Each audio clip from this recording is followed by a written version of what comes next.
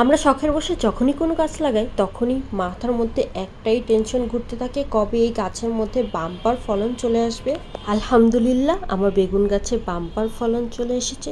কিন্তু বেগুন গাছে বাম্পার ফলন আসলেই কি হবে? বেগুন গাছে তো পরিচর্যা করতে হবে, বেগুনগুলোকে বড় করতে হবে, আর বেগুনগুলোকে সঠিকভাবে বৃদ্ধি করানোর জন্য বেগুন গাছে খাবার প্রয়োগ করতে হবে। কিন্তু বেগুন গাছে খাবার প্রয়োগ করলে সেই খাবার যদি ডালপালাই খেয়ে ফেলে তাহলে বেগুনে কিভাবে বড় হবে?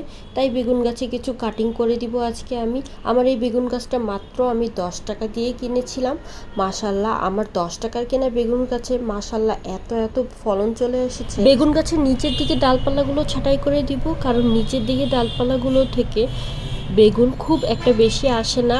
আর নিচের দিকে ডালপালাগুলো ছাঁটাই করে দিলে গাছের গোড়ায় আলো বাতাসটাও খুব ভালোভাবে পাবে। আর নিচের দিকের এই ডালপালাগুলো কিন্তু আমি ফেলে দিব না, এই ডাল থেকে আমি আবার নতুন করে চারা তৈরি করে নিব। আর এইভাবে ডাল থেকে চারা তৈরি করে নিতে পারলে কিন্তু বেগুন গাছ বারবার কিনতে হয় না। একটা ভালো জাতের বেগুন গাছ থেকেই সারা বছর চারা তৈরি করে সেই গাছ থেকে আবার বেগুন ধরানো যায়।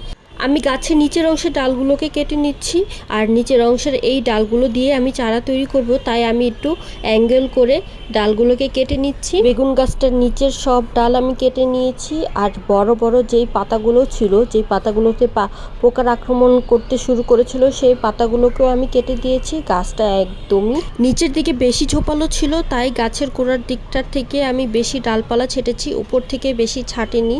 আর বেগুন গাছ কিন্তু উপরের দিকে বেশি করে ডালপালা বের হলে সেখান থেকে বেগুনটাও বেশি পরিমাণে আসবে। আর এই ডালগুলো দিয়ে চারা করার জন্য কিন্তু খুব একটা পরিশ্রম করতে হবে না, জাস্ট আপনার সার মিশ্রিত মাটিতে পুঁতে দিলেই হয়ে যাবে।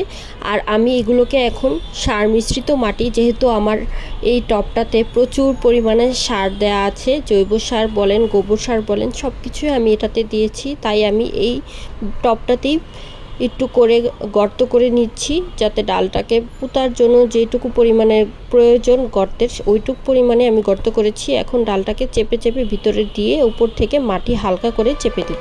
আর এইভাবে আমি সবগুলো কাটিং বসিয়ে দিব।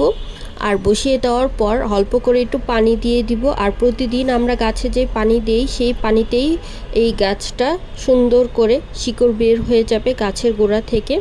এক্সট্রা করে আর কোনো যত্নই করতে হবে না। আর এইভাবে কাটিং থেকে চারা তৈরি করে নিতে পারলে বেগুন গাছের এই কাটিংগুলো থেকে কিন্তু খুব দ্রুত বেগুন চলে আসে।